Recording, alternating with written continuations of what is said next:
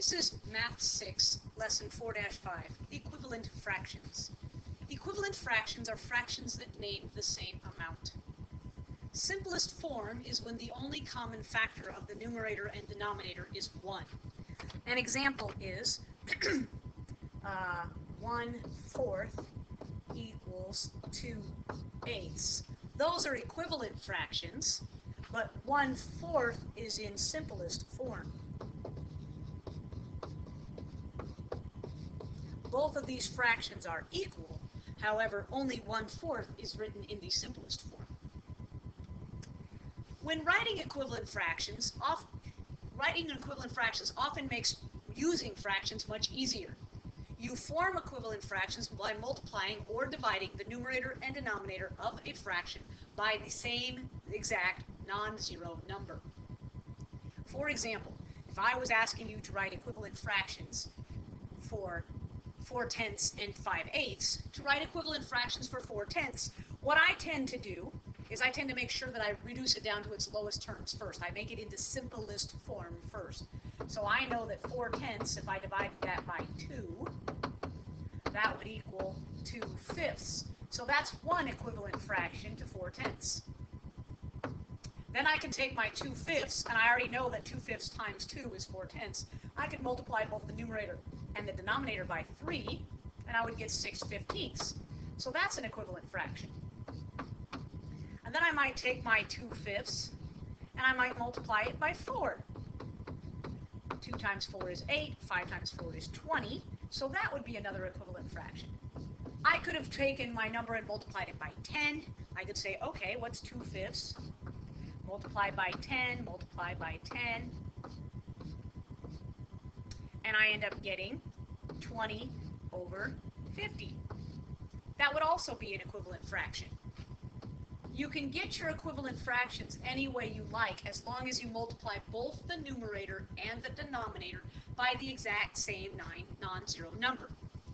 For example, 5/8 here. If I take 5/8, which is already in simplest form, if I decide to multiply both the numerator and the denominator by 2, that gives me 10. 8 times 2 is 16. If I take 5/8 and I decide I want to multiply each of the numerator and denominator by 5, notice you don't have to go in order, but you can. 5 times 5 is 25, 8 times 5 is 40. I might say, oh, 5/8, let's multiply each number by 10, because I like 10s. They're easy for me to multiply. 5 times 10 is 50, 8 times 10 is 80.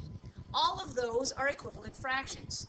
10/16 is an equivalent fraction, 25/40 is an equivalent fraction, and 50/80 is an equivalent fraction. So we can make all of these equivalent fractions. Those are 3 equivalent fractions that are equal to 5/8. Simplifying a fraction. You can simplify a fraction in 2 ways. One way is to use the greatest common factor, which is why we found the greatest common factor the other day. So I can look at 16/40, and I can say, what's the greatest number that divides evenly into both 16 and 40?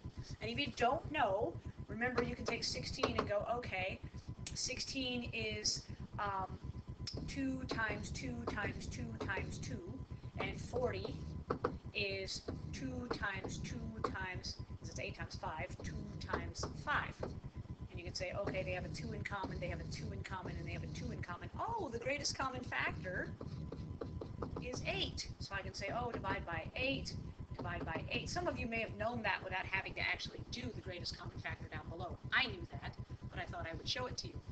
So if I take 16 and I divide it by 8, 8 goes into 16 2 times, 8 goes into 45 times, so it's 2/5.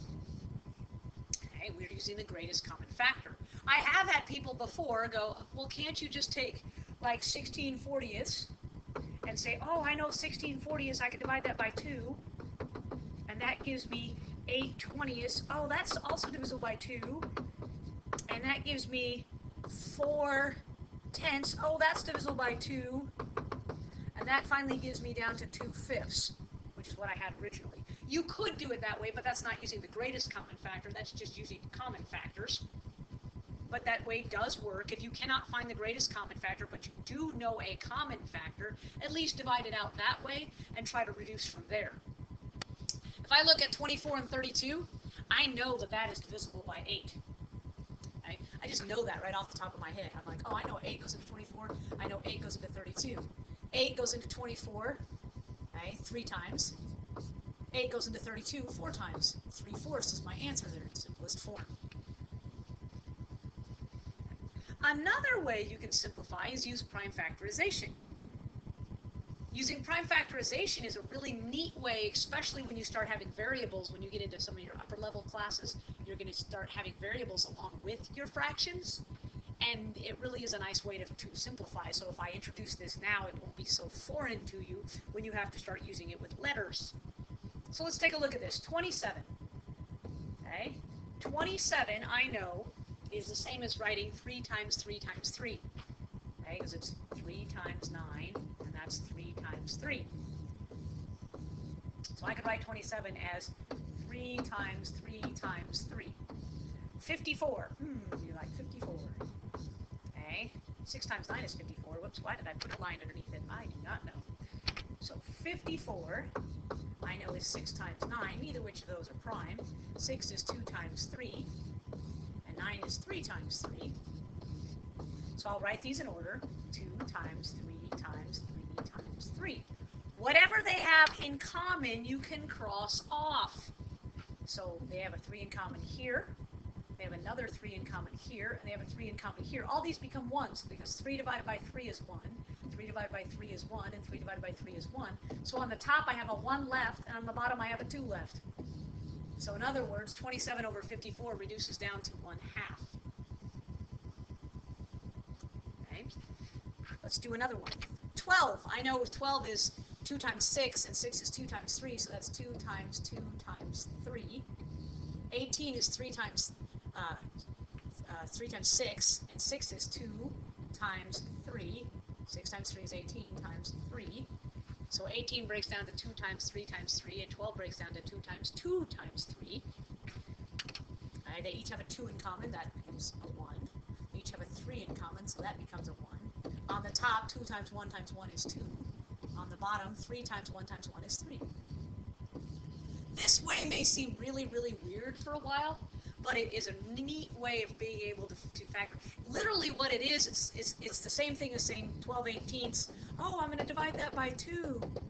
And you get 12 divided by 2 is 6, 18 divided by 2 is 9, and you're like, oh, I'm going to divide that by 2 again. No, sorry, I'm going to divide by 3, not 2, excuse me. Divided by 3. And you're going to go, oh, 6 divided by 3 is 2, 9 divided by 3 is 3. Okay? You literally divided it by the same numbers we did up here. We divided it by a 2, and we divided it by a 3. We divided it by a 2, we divided it by a 3. It's just showing it in a slightly different form. Okay? It's a neat way of reducing things, and a really good way of learning stuff. So this is equivalent fractions in simplest form.